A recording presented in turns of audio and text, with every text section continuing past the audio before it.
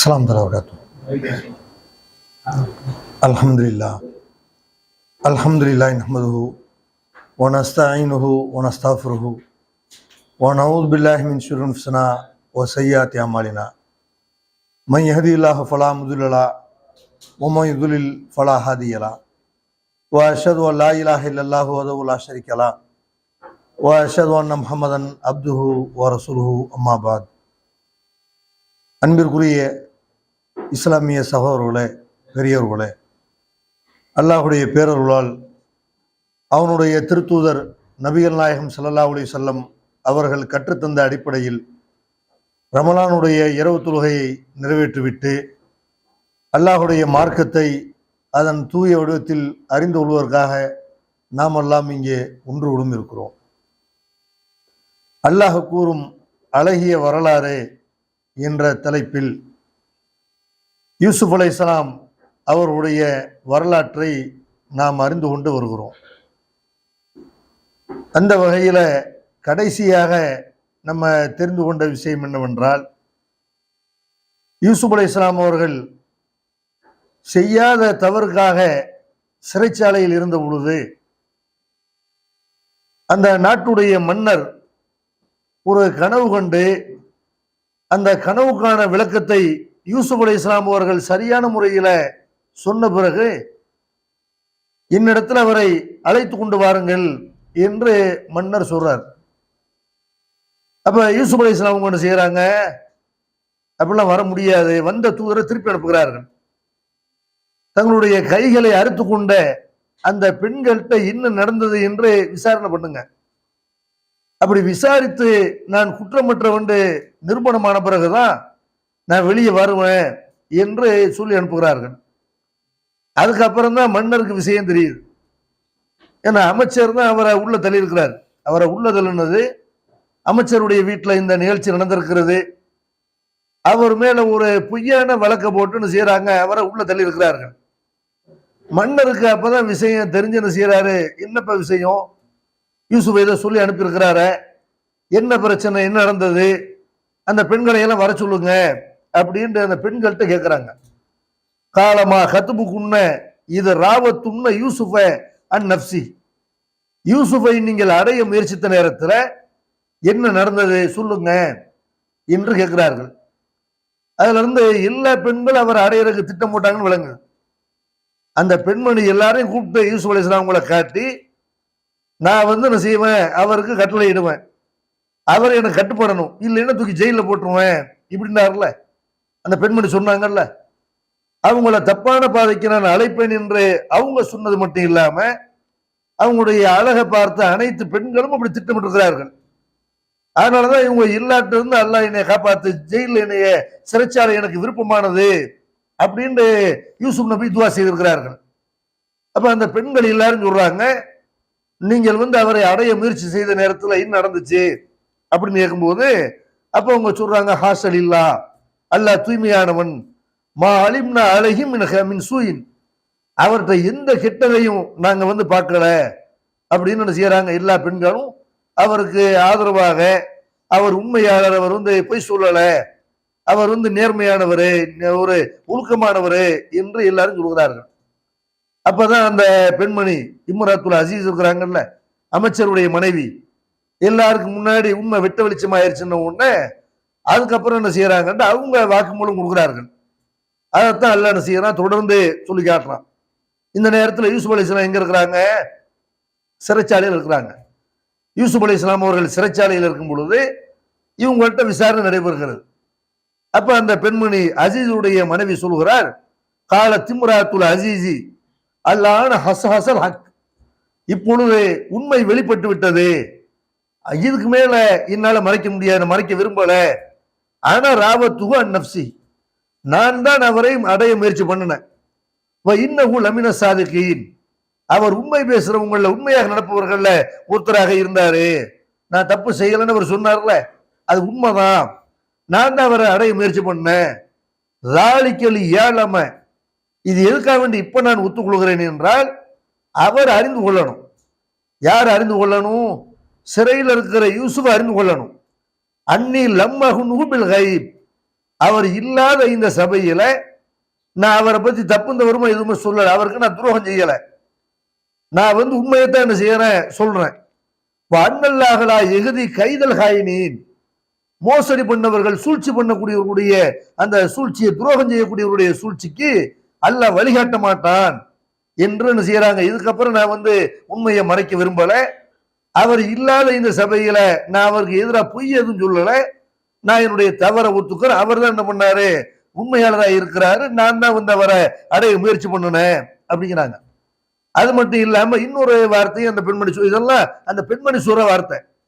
ஆனால் யூசுப் அலைஹிஸ்ஸலாமுடைய வார்த்தையாகத்தான் இது பரவலாக மக்கள் மத்தியில சொல்லப்பட்டிருக்கு. யூசுப் அலைஹிஸ்ஸலாம் இந்த விசாரணை நடக்கும் பொழுது ஜெயில இருக்கிறாங்க. அந்த பெண்மணி தொடர்ந்து சொல்றாங்க, வமா உபர்ரிஉ நஃப்சி, என்னுடைய உள்ளம் தூய்மையானது என்று நான் சாதிக்கவில்லை. இன்னன் நஃப்ஸல் அம்மாரத்தும் பிசு, உள்ளம் தீமையைத்தான் தூண்டுகிறது. இல்லா மா ரஹிம ரப்பி, என் இறைவன் அருள் புரிந்தவற்றை தவிர, இதுல என்ன இறைவன் அருள் புரிஞ்சிருக்கிறானோ அந்த விஷயங்களை தவிர மற்ற எல்லாத்திலையுமே உள்ள செய்யறது தப்பு செய்யறத தூண்டக்கூடியதாகத்தான் உள்ளம் இருக்கிறது. என்னுடைய உள்ளம் பரிசுத்தமானதுன்னு என்ன செய்யல, இனிமே நான் சொல்லிக்கிட்டு இருக்க விரும்பல, இறைவன் நான் மன்னிப்பு கேட்கிறேன். இன்ன ரப்பி கஃபூரு ரஹீம், நிச்சயமாக என் இறைவன் மன்னிப்புவனாகவும் அன்புடையவனாகவும் இருக்கிறான் அப்படின்னு என்ன செய்யறாங்க, தன்னுடைய தவற அந்த பெண்மணி ஒத்துக்கொள்கிறார்கள். அதுக்கப்புறம் மன்னர் என்ன செய்யறாங்கன்னா, எல்லா விஷயமெல்லாம் தெரிஞ்ச பிறகு யூசுப் குற்றமற்றவர் ஆயிடுச்சு. அப்ப மன்னர் சொல்றாரு, காலல் மலிக்கு ஊத்தூனி பிஹி, இப்ப அவரை கூப்பிட்டுவாங்க.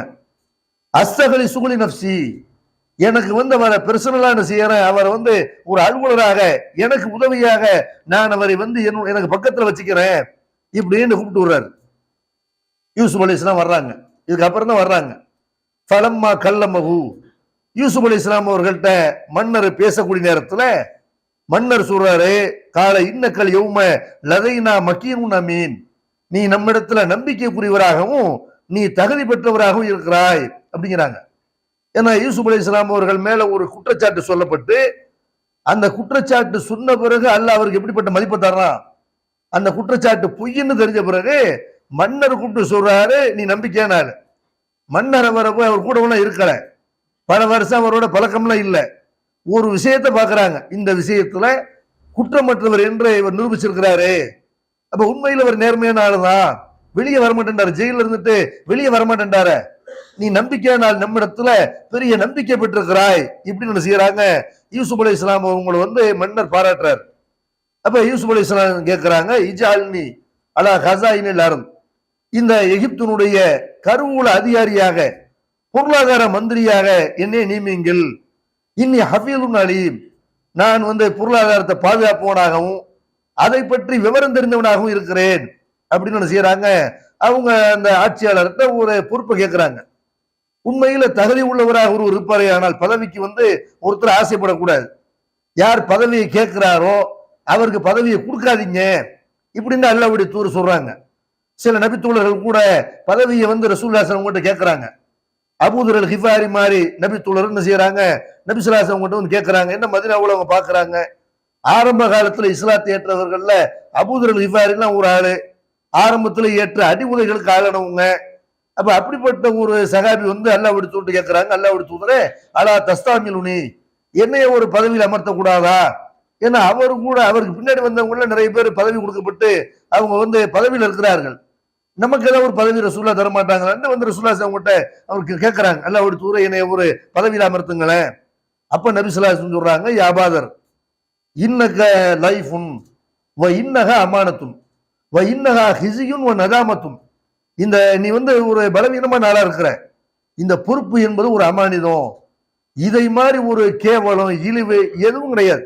மறுமை நாளையில இந்த பதவியும் பொறுப்பும் ஏற்படுத்தக்கூடிய இழிவு இருக்குல்ல, இதை யார் ஒழுங்கான முறையில் நிறைவேற்றினார்களோ அவங்கள தவிர மற்ற எல்லாருக்கும் பதவியை வைத்துக் கொண்டு, பேருக்கு பதவி வைத்துக் கொண்டு செயல்படாம இருந்தாங்கல்ல, அவர்களை பொறுத்த வரைக்கும் பெரிய கேவலத்தை இழிவை மறுமையில சந்திப்பாங்க என்று பெருமானார் ஸல்லல்லாஹு அலைஹி வஸல்லம் செய்யறாங்க. பதவியை கேட்டு வரக்கூடிய ஆளை பாக்குறாங்க, தகுதி இல்லாதவரா பலவீனமானவரா இருக்கிறாங்க, உங்களுக்கு பதவி லாய்க்கு கிடையாது இப்படின்னு செய்யறாங்க, ரசூலுல்லாஹி சொல்றாங்க. அதனால பதவியை பொறுத்த வரைக்கும் நம்ம கேட்டு வாங்கக்கூடாது, கொடுத்தா தானே செய்யணும். பதவியை கேட்காம கொடுக்கப்பட்டா நீங்க வாங்கிக்கிறங்க, அல்லாஹ் உங்களுக்கு அதுல உதவி செய்வான். நீங்க பதவியை கேட்டு போறாதீங்க, உங்களை அல்லாஹ் அப்படியே விட்டுருவான் என்று பெருமானார் ஸல்லல்லாஹு அலைஹி வஸல்லம் பதவியை கேட்கக்கூடாதுங்கிறாங்க. அதே நேரத்துல ஒரு நிர்வாகம் கெட்டு போயிருக்கிறது, எடுத்து செய்யறதுக்கு ஆள் இல்லாம இருக்குது, நம்ம தான் செய்யணும்ன்ற ஒரு நிர்பந்தம் இருக்கிறது, நம்ம அதுக்கு தகுதியானவராகவும் இருக்கிறோம், நம்ம நிர்வாகத்தை கையில் எடுத்தால் சிறப்பாக கொண்டு போக முடியுங்கிற ஒரு நிலைமை இருக்கிறது. அந்த நேரத்துல எக்கேடு கெட்டு போனாலும் பரவாயில்லன்னு வேடிக்கை பார்க்கக்கூடாது. அந்த நேரத்துல என்ன செய்யணும், நானே இதுக்கு வர்றேன், நானும் இந்த பொறுப்பை எடுத்துக்கிறேன் இப்படின்னு கேட்கணும். யூசுப் அலைஹிஸ்ஸலாம் அவர்கள் அப்படித்தான் கேட்கறாங்க. யூசுப் அலைஹிஸ்ஸலாம் என்ன செய்யறாங்க, என்னை கருவூல மந்திரியாக நியமிங்க, பொருளாதார மந்திரியா என்னை நியமிங்க அப்படிங்கிறாங்க. பொருளாதார மந்திரியா ஒரு நாட்டுல இருக்கிறாருன்னா சாதாரண விஷயமா? திடீர்னு பொருளாதார மந்திரி ஆக முடியுமா? உண்மையில் அந்த மக்களுடைய அந்த மன்னருடைய நன்மதிப்பை பெற்று இருந்தா தான் அவர் அந்த பதவி அடைய முடியும். அப்ப மன்னர் என்ன செய்யறாரு, உடனடியாக அதுக்கு அப்ரூவ் பண்றாரு. உடனடியாக அவருக்கு இந்த பொருளாதார மந்திரிங்கிற பதவி என்ன செய்யறாங்க, கொடுக்குறாங்க. இந்த இடத்துல நம்ம ஒரு விஷயத்தை விளங்கணும்.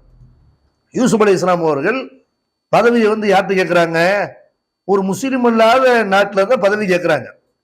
இன்றைக்கு சில பேர் என்ன செய்யறாங்கன்னா, நம்ம இஸ்லாமிய ஆட்சி ஏற்படுத்தணும், இஸ்லாமிய ஆட்சிக்கு தான் நம்ம இஸ்லாமிய ஆட்சி கீழே தான் இருக்கணும் அப்படின்னு ஹிலாபத்துங்கிற பேர்ல என்ன செய்யறாங்கன்னா, சில பேர் மக்களை மூளை செலவு பண்ணுகிறார்கள்.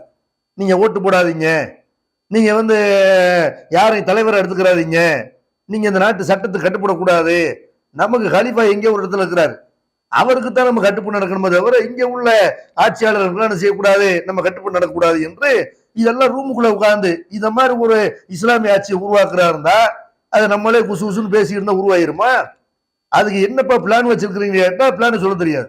இஸ்லாமிய ஆட்சி உண்டாக்கணும், கொஞ்சம் கொஞ்சமா நாங்க என்ன செய்வோம், இஸ்லாத்தை சொல்லுவோம், தாவா பண்ணி பண்ணுவோம், அப்படி கொஞ்சம் கொஞ்சமா வளரு, அதுக்கப்புறம் இஸ்லாமிய ஆட்சி ஏற்படுமாங்க. அதைத்தானே நம்ம பண்ணிட்டு இருக்கிறோம். நம்ம ஏகத்துவத்தை கொள்கையாக ஏற்றுக்கொண்டிருப்பவர்கள் என்ன பண்றோம், மக்கள்கிட்ட முஸ்லிம்கள்ட்டையும் முஸ்லிம் அல்லாத மக்கள்கிட்டையும் தாவா பண்ணிட்டு இருக்கிறோம். தாவா பண்ணி அந்த மக்கள் இஸ்லாமிய சட்டத்தை புரிந்து கொண்டு எல்லாரும் சேர்ந்து இஸ்லாமிய ஆட்சி வேணுங்கிற ஒரு நிலைமை ஏற்படும் போது ஆட்டோமேட்டிக்கா உண்டாயிரும். அப்ப இஸ்லாமிய ஆட்சியை உண்டாக்குறாருந்தா நம்மள உட்காந்து குசு குசுன்னு பேசியிருந்தாலும் உண்டாக்க முடியாது. அது வேற ஒரு நாட்டுல உட்கார்ந்து கொண்டு, ஒரு முஸ்லிம் இல்லாத ஒரு நாடு இருக்குது, அந்த நாட்டுல உட்கார்ந்து இப்படிலாம் பேசியிருந்தா என்ன ஆகும்? இவங்க எத்தனை டேஞ்சரான ஆளு, இவங்க இஸ்லாமிய ஆட்சிங்கிற ஒரு மத ஆட்சியை கொண்டு வர பாக்குறார்கள், தேவையற்ற பிரச்சனைகளை தான் என்ன செய்ய ஏற்படுத்தும். சும்மா இருக்கிற அப்பாவிகளை எல்லாம் தூக்கி உள்ள போடுறதுக்கு இது ஒரு காரணமா அமையும். இவர்கள் அதனுடைய விளைவை எல்லாம் விளங்காம என்ன செய்யறாங்க, புதுசு புதுசுன்னு உட்கார்ந்து பேசிக் கொண்டிருக்கிறார்கள். ஆனால் இவர்களே என்ன செய்வாங்கன்னு கேட்டா, இஸ்லாமிய நாட்டுக்கு தான் கட்டுப்படும்பாங்கல்ல, இஸ்லாமிய ஆட்சிக்கு தான் கட்டுப்படும்பாங்க. அப்படி சொல்லி கொண்டு இந்திய நாட்டுடைய சட்டம் அல்லது அவங்க எந்த நாட்டில் இருக்கிறாங்களோ அந்த சட்டம் எல்லாத்துக்குமே கட்டுப்படுவாங்க. இப்போ ஒரு பாஸ்போர்ட் எடுக்கணும், பாஸ்போர்ட் எடுக்கிறாருந்தா என்ன பண்ணணும், பாஸ்போர்ட் எடுக்கிறதுக்கு யார் அணுகணும், மத்திய அமைச்சகத்தை அணுகணும். அப்ப அவங்க மோடி பிரதமரா இருக்கிறாருன்னா மோடிக்கு கீழே உள்ள அமைச்சரகம் தான் என்ன செய்யணும், அதுக்கு அவங்க தான் மத்திய துறை தான் என்ன செய்யணும், கையெழுத்து போடணும். அவங்க கையெழுத்து போட்டா தான் இந்த பாஸ்போர்ட் வாங்க முடியும். அப்ப நான் போய் கலிஃபாட்ட போய் வாங்கிக்கிறேன், உண்டன பாஸ்போர்ட் வாங்குறேன், கலிஃபாட்ட போய் பாஸ்போர்ட் வாங்க முடியும்? பாஸ்போர்ட் வாங்குறதுக்கு இங்க உள்ள பாஸ்போர்ட் ஆஃபீஸுக்கு போறாங்க. இந்தியாவுடைய பாஸ்போர்ட் ஆஃபீஸுக்கு அங்க யார் உட்கார்ந்துருக்கா, கலிஃபா உட்கார்ந்துருக்காரு. அப்ப அதுக்கு மட்டும் என்ன செய்யறாங்க, அவங்க ஒரு பத்திரிகை நடத்துவார்கள். அந்த பத்திரிகை நடத்துறதுக்கு யார்கிட்ட போய் அனுமதி வாங்கணும், போய் இஸ்லாமிய ஆட்சியாளர்கிட்ட போய் சவுதியிலேயோ அல்ல துபாயில போய் அனுமதி வாங்குவாங்களா? பத்திரிகை நடத்துறதுக்கு அனுமதி வாங்குற ஒரு இயக்கத்தை பதிவு பண்றது, அதுக்கெல்லாம் போய் என்ன செய்யறாங்க, அரசாங்கத்தில் போய் நிக்கிறாங்க. அவங்க வீட்டுல ஒரு திருடு போய் விட்டது, அப்ப யார்கிட்ட போறாங்க, நான் திருடினா இஸ்லாத்தை கையில வெட்டணும், எவன் திருடினா கையை வெட்டுவான்னு கை வெட்டுவாங்களா? அதுக்கு போலீஸ் ஸ்டேஷன்ல தான் போய் செய்யறாங்க, கம்ப்ளைண்ட் பண்றாங்க. அப்ப எந்த பிரச்சனை ஏற்பட்டாலும் ஒரு வண்டியில போறாங்க, சிக்னல் போடுறாங்க, என்னோட நீங்க என்ன சிக்னல் போட்டு என்ன கட்டுப்படுத்துறது, நான் அல்லாவுக்கு தான் கட்டுப்படுவேன், உன் அதிகாரத்தை கட்டுப்பட மாட்டேன்னு சிக்னல்ல நிக்காம போவாங்களா? தூக்கி உள்ள போட்டுருவான். அப்ப எல்லா பிரச்சனைகளும் என்ன செய்யறாங்க, யார் ஜனநாயகத்துக்கு கட்டுப்படக்கூடாது, ஜனநாயகத்துக்கு கட்டுப்பட்ட சிற்கு, ஓட்டு போட்ட சிற்கு, இப்படி எல்லாம் பேசுகிறார்களோ அவங்கள பாத்தீங்கன்னா எல்லா விஷயத்திலுமே ஜனநாயகத்துக்கு தான் கட்டுப்பட்டு நடக்கிறாங்க. எந்த ஆட்சியை அவங்க விமர்சிக்கிறார்களோ, எந்த ஆட்சி இஸ்லாத்துக்கு எதிரானது, நம்ம கட்டுப்படக்கூடாதுன்னு மக்கள்கிட்ட இளைஞர்கள்ட்ட மூளை செலவு பண்ணுகிறார்களோ அந்த நாட்டுக்கு தான் செய்யறாங்க. எல்லா விஷயத்தையும் ஹஜ்ஜுக்கே போகணும், ஹஜ்ஜு முறை செய்யறதுக்கு போகணும். யார்கிட்ட போய் அனுமதி கேட்கணும், மோடிட்டு தான் அனுமதி கேட்கணும். அப்ப நான் போய் சவுதியில போய் அனுமதி வாங்கிக்கிறேன் இப்படின்னு போக முடியுமா? அப்ப ஹஜ்ஜு முறை செய்யறதா இருந்தா கூட தான் இருக்கக்கூடிய நாட்டுல எந்த நாட்டுல இருக்கிறோமோ அந்த நாட்டுல தானே போய் பெர்மிஷன் கேட்க வேண்டியிருக்கு. அப்ப ஒரு நாட்டுல உட்கார்ந்து கொண்டு அந்த நாட்டுக்கு எதிராக நம்ம பேசணுமே ஆனால் இதெல்லாம் கவர்மெண்ட்டுக்கு தெரியாம இருக்குமா? நம்ம கண்ணை விட கவர்மெண்ட் கண்ணு பெருசு, நம்ம காதை விட கவர்மெண்ட் காது பெருசு. ஒரு நாட்டு சட்டத்துக்கு எதிராக உட்கார்ந்து குசு குசுன்னு பேசினா உட்காந்து வேடிக்கை பார்த்துட்டு இருப்பானா? அப்ப இது ஒரு அரசாங்கத்துக்கு செய்யற துரோகம்னு என்ன செய்வான், இது பெரிய விளைவு ஏற்பட்டு விடும். இதெல்லாம் விளங்காம செய்யறாங்க. இதெல்லாம் இஸ்லாமிய சாயம் பூசி இந்த மாதிரி நம்ம ஒரு ஜனநாயக ஆட்சிக்கு எதிராக போர் செய்யணும், ஜிகாது பண்ணணும், இப்படிலாம் இளைஞர்களை கூப்பிடுவார்கள். ஜிகாது பண்ணணும், இருட்டறையில கூப்பிட்டு செய்யறது. நீ மார்க்கத்தையெல்லாம் விட்டு மார்க்கத்தையெல்லாம் பார்க்காத, விரல ஆட்டணுமா நீட்டணுமா அதெல்லாம் தேவையில்லை, தொப்பி போடணுமா போடக்கூடாது அதெல்லாம் தேவையில்லை, நெஞ்சில கட்டணுமா வயிற்றுல கட்டணுமா அதெல்லாம் பிரச்சனை இல்லை. நமக்கு தேவை ஒற்றுமை, நமக்கு தேவை இஸ்லாமிய ஆட்சி. கண்ணில் தெரியாத உன்னை நடக்காத உன்னை காட்டுன்னு செய்யறாங்க. அப்படி ஒற்றுமைங்கிற பேர்ல மூலச்சொல்லப்படி இழுக்கிறார்கள். நம்ம போய் இஸ்லாமிய ஆட்சி எப்போ என்ன செய்ய, நாளைக்கே இஸ்லாமிய ஆட்சி ஏற்பட போற மாதிரி அப்படி ஒரு கனவு காங்கக்கூடிய கற்பனையில் இருக்கக்கூடியவர்களை எல்லாம் பார்க்கிறோம். ஆனா யூசுப் அலைஹிஸ்ஸலாம் என்ன செய்யறாங்க, அவங்க இஸ்லாமிய ஆட்சி நடக்கக்கூடிய இடத்துல போய் பதவி கேட்கல. எங்க பதவி கேட்கிறாங்க, முஸ்லிம் அல்லாத ஒரு ஆட்சி நடக்கிறது, அங்க போய் ஒரு பதவி கேட்கிறார்கள். பதவி கேட்டாங்கன்னா நம்மளும் அது மாதிரி என்ன செய்யலாம், ஒரு பதவி கேட்கலாம். ஒரு இஸ்லாமிய கவர்மெண்ட் இல்லாத ஒரு இடத்துல நம்ம என்ன செய்யலாம், ஒரு பதவியை நம்மளும் பெற்றுக்கொள்ளலாம். நம்மளும் ஒரு ஜனநாயக நாட்டில் என்ன செய்யலாம், எம்எல்ஏவாக எம்பியாக ஒரு கவுன்சிலராக இப்படி இருக்கலாம். யூசுப் அலைஹிஸ்ஸலாம் அந்த மாதிரி கேட்டாங்கல்ல, அந்த மாதிரி நம்ம இருக்கலாம். இது சிற்கலம் கிடையாது, இது இறைவனுக்கு இணை வைக்கிறது, இறை நிராகரிப்பு அப்படிலாம் இல்லை. ஆனால் அந்த பதவியை நம்ம வாங்கி கொண்டிருக்கக்கூடிய நேரத்துல அல்லாஹ்வுக்கு இணை வைக்கிற நிலைமை ஏற்படுதுன்னு வைங்க, அப்ப பதவி தான் பெருசு நினைக்க கூடாது. யூசுப் அலைஹிஸ்ஸலாம் ஒரு நபி, அவங்க பதவியை வாங்குகிறார்கள்னா அவங்களுடைய கொள்கைக்கு முரண் இல்லாத வகையில தான் அந்த பதவியை வைத்துக் கொண்டிருந்திருப்பார்கள். அவங்களுடைய சுயமரியாதை இழந்துடாம இன்றைக்கு ஒரு பதவியை வாங்குறாருந்தா முஸ்லிம்கள் தங்களுடைய சுயமரியாதை ஈமானையெல்லாம் அடக வைக்கணும்.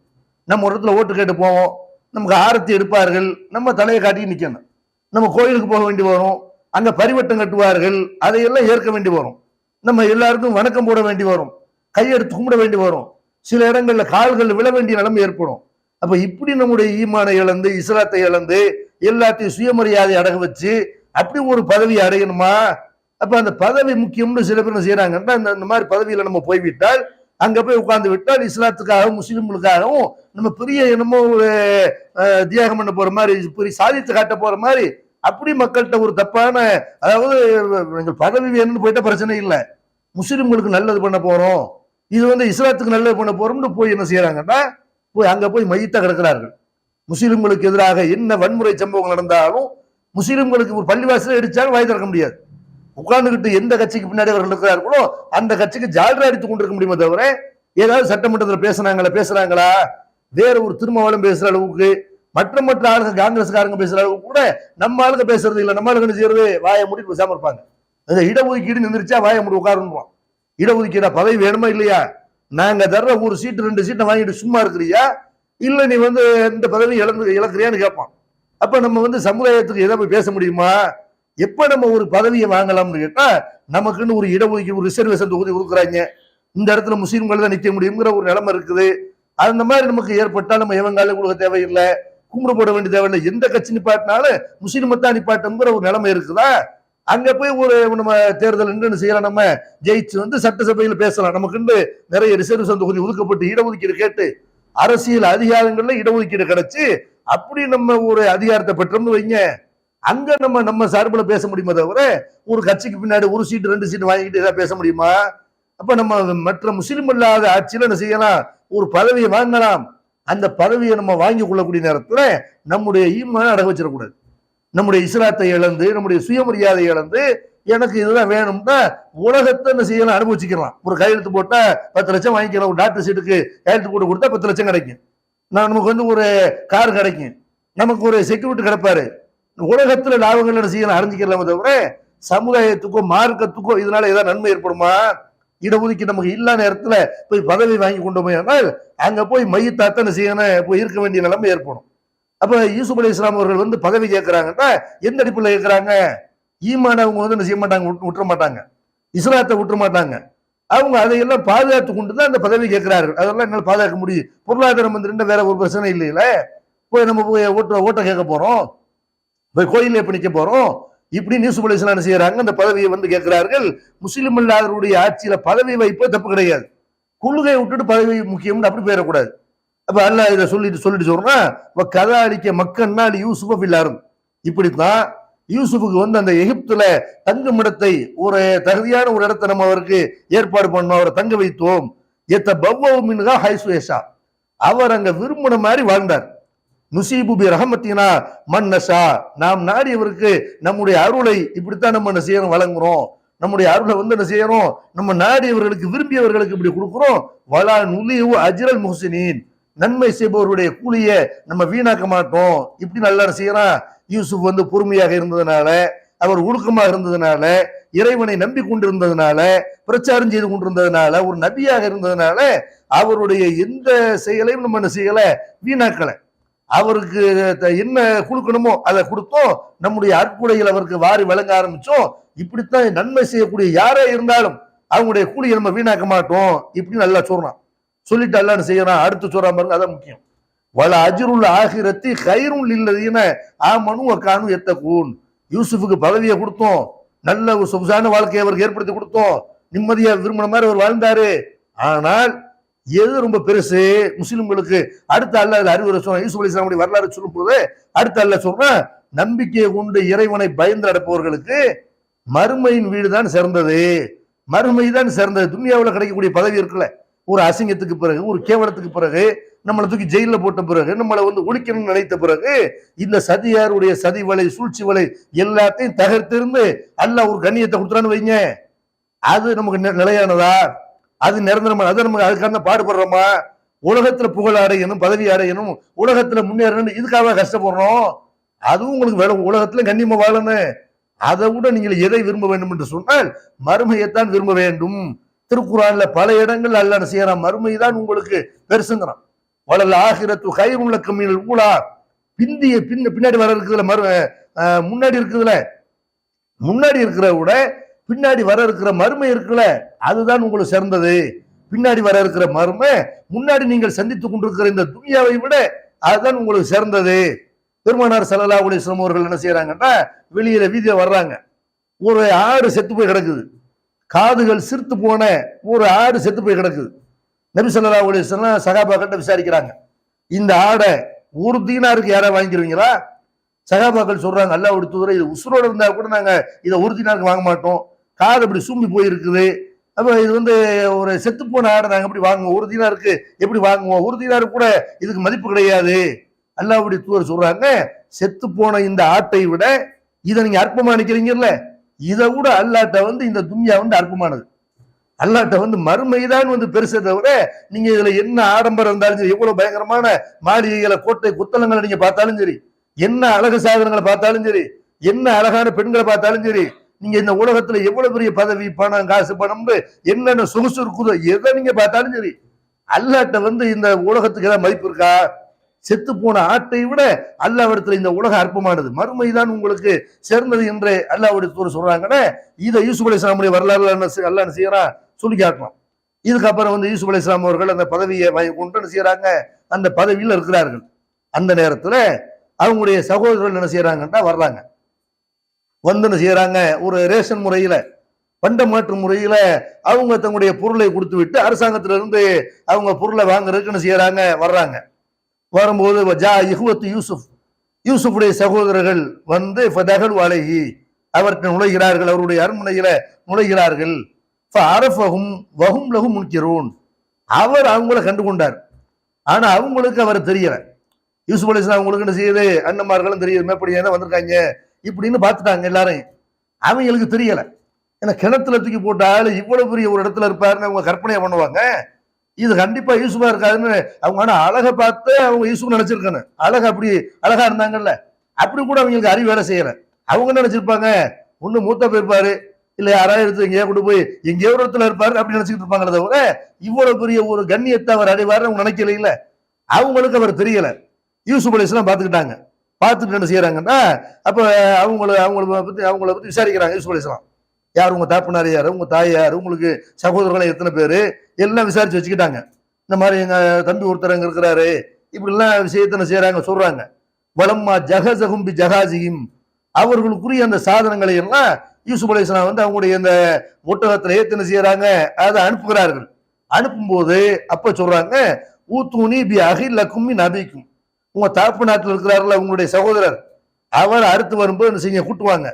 ஆனா தரவுன அன்னி ஊஃபில் கையில வான கைருல் முன்சிலின், நான் எப்படி விருந்தாளிகளை கவனிக்கிறேன், நான் எப்படி சரியான முறையில் அளந்து கொடுக்கிறேன், நேர்மையாக அளந்து கொடுக்கிறேன், தாராளமா அளந்து தர்றேன் என்பதை நீங்கள் தெரியவில்லையா? அதனால நீங்க என்ன செய்யுங்க, அவரை அடுத்து வரும்போது கூட்டுவாங்க. இல்லம் தாத்தூனி பிஹி பல கைலக்கும் இந்தி வலா தக்கரபூன். அவரை கூட்டு வரல என்றா என்கிட்ட எதையுமே நீங்க வாங்கிக்க முடியாது. அடுத்து என்கிட்ட வராதிங்க, வந்தான்னு செய்யணும் அவரை கூட்டு வரேன்னு, இல்லாட்டி என்கிட்ட வராதிங்க இப்படின்னு சொல்லி அனுப்புறாங்க. அப்ப அவங்க என்ன செய்யறாங்கன்னா, காலுசா நூறாவிது அனுகு அபாகு ஓ இன்னால ஃபாயிலூன். நாங்க எங்களுடைய தாப்பனார்ட்ட அவரை பத்தி வலியுறுத்தி சொல்லி அவரை நாங்க எப்படியா கூட்டு வர்றோம் இப்படின்னு சொல்லிட்டு என்ன செய்யறாங்க, நாங்க கண்டிப்பா அந்த காரியத்தை பண்றோம் இப்படின்னு போறாங்க. அப்ப யூசுப் அலைஹிஸ்ஸலாம் என்ன செய்யறாங்க, போறவங்க வருவாங்கன்னு சொல்ல முடியாது, சொல்லிட்டு போறாங்க. போறவங்க திரும்பி வரணும்ல, வர வைக்கணும்ல. அதுக்கு என்ன பண்றது, ஒரு ஹிக்மத் பண்றாங்க, ஒரு தந்திரம் பண்ணுகிறார்கள். என்ன பண்றாங்கன்னு கேட்டா, இவர்கள் கொண்டு வந்தாங்கல்ல ஒரு சரக்கை கொண்டு வந்த, அந்த காலத்துல காசு பணத்தை வைத்து பொருள்களை விலைக்கு வாங்குறத விட அவங்ககிட்ட உள்ள பொருளை கொடுத்து கோதுமையை கொடுத்து பேரிச்சம்பழத்தை வாங்குறது, பேரிச்சம்பழத்தை கொடுத்து கோதுமையை வாங்குறது, இப்படித்தான் அந்த பண்ட மாற்று முறை தான் இருந்தது. இப்ப அவங்க அங்க சரக்கு கொண்டு வந்தாங்கல்ல, அந்த சரக்கை என்ன செய்யுங்க, இப்ப கொண்டு போறாங்கல்ல அதோட சேர்த்து கலந்து விட்டுருங்க, வச்சு விட்டுருங்க. அங்க போயிட்டு பாத்துட்டு என்ன செய்வாங்க, ஆகா நம்ம அடுத்தவர்கிட்ட போய் நிக்கிறதா இருந்தா நம்ம ஏமாத்தணும், நம்ம பொருள்லாம் நம்ம எடுத்து வந்துட்டோம்னா அடுத்து போனா திட்டு போட்ட கட்டிடுவாங்க, அதனால நம்ம என்ன செய்வோம், திரும்பி வருவோம்னு அவங்க நினைச்சு வருவாங்க. இப்படிங்கிறக்காக வேண்டி அவங்க கொண்டு வந்த சரக்கு அவங்க சுமையிலே வச்சு அனுப்பிடுங்க இப்படின்னு என்ன செய்யறாங்க. யூசுப் அலைஹிஸ்ஸலாம் ஒரு டெக்னிக் பண்றாங்க. அவங்க திரும்பி வருவாங்க, அதை பார்த்து என்ன செய்வாங்க, திரும்பி வருவாங்க. அப்படின்ன உடனே ஃபலம்மா ரஜ ஊயில் ஆபியும், அதே மாதிரி நடக்குது. அவங்க தங்களுடைய தாப்பனாட்ட போறாங்க. யாபானா முனிய மின்னல் கைலு ஃபாரிசில் மானா அகன் நத்தல் வ இன்னால கூட ஹாஃபிதூன். எங்களுடைய தந்தையே, எங்களுக்கு வரக்கூடிய இந்த பொருள்கள்லாம் இருக்குல்ல, உணவுப் பொருள்லாம் இருக்குல்ல, அது எங்களுக்கு தடுக்கப்பட்டுருச்சு. நாங்க போய் வாங்க போனோம், இந்த மாதிரி அவரை உங்களுடைய சகோதரரை கூட்டு வாங்கன்னு சொல்லிட்டாரு. அதனால இனிமே நாங்க போறா இருந்தா இவரோட தான் போக முடியும், அதனால அவரை என்ன செய்யுங்க, எங்க கூட நீங்க அனுப்புங்க அப்படின்னு கேட்கறாங்க. அப்ப யூசுப் அலைஹிஸ்ஸலாமுடைய தகப்பனார் யாக்கூப் அலைஹிஸ்ஸலாம் சொல்றாங்க, ஹல் ஆமனுக்கும் அலைஹி இல்லா கமா அமின்துக்கும் அலா அஹீஹி மின் கபுல். இப்ப இதுக்கு முன்னாடி உங்க சகோதரரை நான் உங்ககிட்ட நம்பினேன், அப்படி ஒரு விஷயத்துல நம்பிக்கை கொள்வேன் நீங்க நினைச்சீங்களா? ஃபல்லாஹு கைருன் ஹிஃபுல்லா, அல்லாஹ் பாதுகாக்கணும், பாதுகாப்பவர்கள்ல அல்லாஹ் சிறந்தவன். ஃபல்லாஹு கைருன் ஹாஃபிலா வஹுவ அர்ஹமுர் ராஹிமீன். கருணையாளர்களுக்கெல்லாம் கருணையாளன் அல்லாஹ் பாதுகாக்கணும், உங்களை நம்பி நான் அனுப்ப முடியாது அப்படின்னு செய்யறாங்க. யாக்கூப் அலைஹிஸ்ஸலாம் சொல்றாங்க. சரின்னு நம்ம நினைஞ்சுறாங்க, நம்மளை நம்பி அனுப்ப மாட்டாங்க அப்படின்ட்டு, சரி கொண்டு வந்த பொருளை நம்ம தரப்போம் அப்படின்னு திறக்கிறாங்க. வலம்மா ஃபத்தஹு மத்தாகும், தங்களுடைய பொருள்களை அவர்கள் திறந்த பொழுது வஜது பிலாத்தகும் ருத்தத்திலையும், அவருடைய அந்த கொண்டு போன பொருள்கள் திரும்பி அனுப்பப்பட்டதை அவங்க பார்க்கிறாங்க. காலு யாபானா மா நபுகி ஹாதிஹி பிலாத்துனா ருத்தத்திலைனா, எங்களுடைய தந்தையே நாங்க வரம்பு மீறல, நாங்க போய் எதை கொடுக்காமல அங்க வாங்கிட்டு வரல, என்ன தகப்பனாரு தப்ப அனுப்பாங்கல்ல, இந்த வேலை வேற சரிங்களான்னு கேட்பாங்கல்ல, எங்களுடைய பொருள்களை நாங்களா கொண்டு வரல, இது ஏதோ எங்களுக்கு தெரியாம நினைச்சிட்டாங்க, எதை கொண்டு வச்சுட்டாங்க, நாங்க தெரியாம இதை எடுத்துட்டு வந்த போல இருக்கு, எங்களுக்கு இது திருப்பி அனுப்பப்பட்டு விட்டது, அதனால நீங்க எங்களை திரும்பி அனுப்புங்க. வ நமீரு அகலனா வ நஹஃபலு அகானா வ நஸ்தாது குல்ல கைல பயிரின் ஜாலிக்க கைலுன் யசீர். நாங்க நம்முடைய குடும்பத்துக்கு தேவையான பொருளை அங்கிருந்து வாங்கிட்டு வர்றோம், எங்களுடைய சகோதரர் நாங்க பத்திரமா கூட்டு போறோம், அதனால நீங்க என்ன செய்யுங்க, எங்களை அனுப்புங்க. இவரை நாங்க கூட்டு போனோம்னா இப்ப கொண்டு வந்த மாதிரியே இன்னொரு ஒட்டக சுமையை எங்களுக்கு சேர்த்து செய்வாங்க. ஒரு ஒட்டகத்துக்கு பதிலா, ஒரு ஒட்டக சுமைக்கு பதிலா ஒரு ஒட்டக சுமக்கிற அளவுக்கு உள்ள பொருள் இருக்கு இல்லையா, 2 ஒட்டகம் சுமக்கிற அளவுக்கு பொருளை எங்களுக்கு அவர் தருவாரு, அவரை பொறுத்த வரைக்கும் ரொம்ப ஒரு சாதாரண விஷயம்தான் இப்படின்னு சொல்றாங்க. அப்ப யாக்கூப் அலைஹிஸ்ஸலாம் என்ன செய்யறாங்கன்னா, லன் உர்சிலஹு மாக்கும், உங்களோட நான் அவரை அனுப்ப முடியாது, அப்படி அனுப்புறதா இருந்தா ஹத்தா தூத்துன மோசிக்கம் மினல்லா, நீங்க அல்லாவின் பேர்ல என்கிட்ட என்ன செய்யணும், ஒரு உடன்படிக்கை கொடுக்கணும், இந்த ஒரு வாக்குறுதி கொடுக்கணும். என்ன வாக்குறுதி, நீங்க தாத்துன்னி பிஹி, அவர் நீங்க இங்க கொண்டு வந்துடணும், திரும்பி கூட்டு வந்துடணும். இல்லா யுஹாத்தபிக்கும், உங்க எல்லாருக்கும் ஒரு பிரச்சனை ஏற்பட்டு அதனால அவரை கூட்டு வர முடியாத நிலைமை ஏற்பட்டும்ல, அந்த மாதிரி ஏற்பட்டால் தவிர நீங்க அவரை கண்டிப்பா கூட்டு வருவோம் அல்லாஹ் பேர்ல என்ன செய்யுங்க, என்கிட்ட சத்தியம் பண்ணி கொடுங்க இப்படிங்கிறாங்க.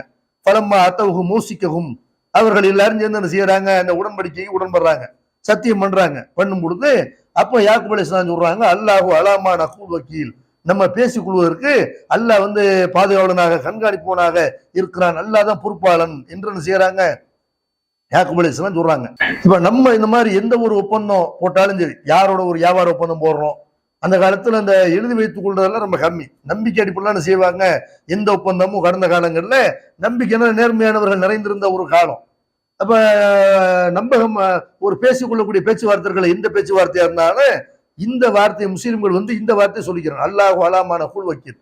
நம்ம என்னதான் பத்திரத்துல எழுதினாலும் என்னதான் சாட்சிகளை வைத்துக் கொண்டாலும் அல்லாஹ் பார்த்துக்கிட்டு இருக்கிறான். நம்ம போட்ட இந்த உடன்படிக்கைனால யார் வேணாலும் மாறிடலாம், யார் வேணாலும் பொய் சொல்லிடலாம், யார் வேணாலும் ஏமாத்திடலாம். நம்ம செய்து கொள்ளக்கூடிய இந்த உடன்படிக்கைக்கு அல்லாஹ் பொறுப்பாளனா இருக்கிறான் என்று இந்த வார்த்தையை என்ன செய்ய நம்ம சொல்லிக் கொள்ளணும். இது யாக்கூப் அலைஹிஸ்ஸலாம் அப்படி சொல்றாங்க. அதே மாதிரி யாக்கூப் அலைஹிஸ்ஸலாம் சொல்லி அனுப்புறாங்க, யா புனைய லா ததுகுலு மின் பாபின் வாஹிதின். நீங்க எல்லாரும் ஒரே வாசல் வழியா செய்யாதீங்க, உன்னா நீங்க போகாதீங்க. வதுகுலு மின் அபுவாபி முத்தஃபரிகா, பல வாசல்கள் வழியா போங்க அப்படிங்கிறாங்க. அதாவது எல்லாம் ஒரே டயத்துல போய் ஒரு குடும்பத்தை சேர்ந்தவங்க போய் ஒரே டயத்துல போய் அரசாங்கத்துல போய் ஏதாவது வாங்கிட்டு வந்தா மத்தவங்க என்ன செய்வாங்க, ஏன்னா ஒரு குடும்பத்தை சேர்ந்தவங்க வாங்குறாங்களே இப்படின்னு என்ன செய்வாங்க, மத்தவங்க நினைப்பாங்க. அதனால நீங்க தனித்தனியா போங்க, ஒரு வாசல் வழியா போகாம பல வாசல் வழியா போங்கன்றா என்ன அர்த்தம், தனித்தனியா போங்க, ஒரு குடும்பத்தை சேர்ந்தவங்க மாதிரி இல்லாம வேற வேற குடும்பத்துல இருந்து வந்த மாதிரி அப்படி நீங்க காட்டிக்கிறங்க அப்படிங்கிறாங்க. வமா உகுனி அன்குமினல்லாஹி மின் ஷைஇன், ஆனால் அதுக்கு மேல அல்லாஹ் உங்களுக்கு ஒரு துன்பத்தை நாடினால் அல்லாஹ்ட்ட இருந்து உங்களை என்ன செய்ய முடியாது, காப்பாற்ற முடியாது. இனில் ஹுக்மு இல்லா லில்லாஹ், அதிகாரம் அனைத்தும் அல்லாஹ்வுக்கு தான் சொந்தம். அலைஹி தவக்கல்து, அவன் மீதே நான் நம்பிக்கை வைக்கிறேன். அலைஹி ஃபல் யதவக்கலில் முத்தவக்கிலூன், சார்ந்திருப்போர் அல்லாஹ்வே சார்ந்திருக்க வேண்டும் இப்படின்னு என்ன செய்யறாங்க, சொல்லி அனுப்புறாங்க. யாக்கூப் அலைஹிஸ்ஸலாம் அவங்க சொல்லி அனுப்புன மாதிரி பிள்ளைங்க என்ன செய்யறாங்க, வர்றாங்க எகிப்துக்கு. வலம்மா தகலுமின் ஹைசு அமரஹும் அபூஹும், அவங்களுடைய தந்தை சொன்ன மாதிரி பல வழிகள் என்ன செய்யறாங்க, தனித்தனியாக வருகிறார்கள். மாக்கான யுகுனி அன்ஹும் மினல்லாஹி மின் ஷைஇன் இல்லா ஹாஜத்தம் ஃபீ நஃப்ஸி யாக்கூப கலாஹா. யாக்கூப் அலைஹிஸ்ஸலாம் மனசுல நினைச்சாங்கல்ல, இந்த மாதிரி போனால் அந்த மன்னருக்கு தெரியாது, அல்ல அந்த அமைச்சர்களுக்கு மற்ற அமைச்சர்களுக்கு தெரியாது, அரசாங்கத்துக்கு தெரியாது, ஒரு குடும்பத்தை சேர்ந்தவங்க நினைக்க மாட்டாங்க இப்படின்னு நினைச்சுதான் என்ன செய்யறாங்க, சொல்லி அனுப்புனாங்க. சும்மா ஒரு மனசுல நினைச்சுக்கிட்டாரு தவிர அவர் யூசுப் அலைஹிஸ்ஸலாம் அப்படி இருந்தாங்க. இன்னகுல தூஹில்மின், அவர் எல்லாத்தையும் தெரிஞ்சவரா இருந்தார். லிமா அல்லம்னாஹு, அவருக்கு நம்ம அறிவித்து கொடுத்ததுனால அவருக்கு எல்லாமே யூசுஃபுக்கு எல்லாமே தெரிந்திருந்தது. வலாக்கின் அக்ஸரன்னாசி லா யஅலமூன், மனிதர்கள் அதிகமானவர்கள் இதை அறியாதவர்களாக இருக்கிறார்கள் இப்படி நல்லா செய்யறேன்னு சொல்றாங்க. போன உடனே எல்லாருக்கும் தெரியுது, ஒரு குடும்பத்தை சேர்ந்தவங்க தான் எல்லாருக்கும் தெரியுது, அந்த மன்னருக்கும் தெரியுது, அமைச்சருக்கும் தெரியுது. வலம்மா தகல் வாலா யூசுப், யூசுப் இடத்துல அவர்கள் வந்த பொழுது ஆவா இலகி அகாஹு, தன்னுடைய சகோதரன் செய்யறாங்க, யூசுப் அலைஹிஸ்ஸலாம் தனியா கூப்பிட்டு வச்சுக்கிட்டாங்க, வச்சு பேசுறாங்க. இன்னி அகுக்க, நான் தான் உன்னுடைய சகோதரன், உங்க அண்ணன் நான் தான். ஃபலா தபுத்தை சிமா காண யமலூன், அவர்கள் செய்யறதை பத்தி செஞ்சதை பத்தி நீ கவலைப்படாத, இனிமேல் உனக்கு நான் இருக்கிறேன், நான் உன்னை பாத்துக்கிறேன் இப்படி என்ன செய்யறாங்க, தன்னுடைய தம்பியை கூப்பிட்டு வச்சுக்கிட்டாங்க. வச்சுக்கிட்டு இப்ப இவங்களோட அனுப்புறதுக்கு அவர் ரெடி ஆயிடல. இவரை ஏதாவது பண்ணாலும் பண்ணிடுவாங்க பொறாமையில, இவரை நம்ம இங்கே வச்சுக்கிறணும் இப்படின்னு என்ன செய்யறாங்க, யூசுப் அலைஹிஸ்ஸலாம் பிளான் பண்றாங்க. பிளான் பண்ணி அவங்க எப்படி தன்னுடைய சகோதரர் வச்சுக்கிட்டாங்க, அதுக்கப்புறம் அந்த சகோதரர்கள் யூசுப் அலைஹிஸ்ஸலாம் அவங்களை தெரிஞ்சுக்கிட்டாங்களா, அவங்களுடைய தாய் தகப்பன் யூசுப் அலைஹிஸ்ஸலாத்தை சேர்ந்தாங்களா, யூசுப் அலைஹிஸ்ஸலாமுடைய அடுத்த கட்ட நடவடிக்கை என்ன என்பதை எல்லாம் இன்ஷா அல்லாஹ் நாளை தினம் தெரிந்து கொள்வோம். வாஹிரு தவானா அல்ஹம்துலில்லாஹி ரப்பில் ஆலமீன். அஸ்ஸலாமு அலைக்கும்.